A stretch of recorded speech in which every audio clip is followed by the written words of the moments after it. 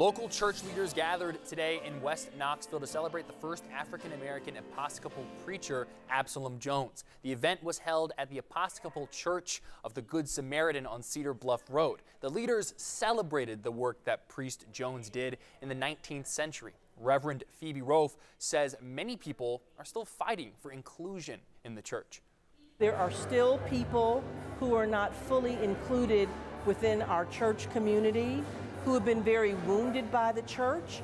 And so if we can use Absolam Jones as an example of having the courage to go out in the name of Christ with the fellowship of love and inclusion, then the church will be stronger and indeed the world would be a better place.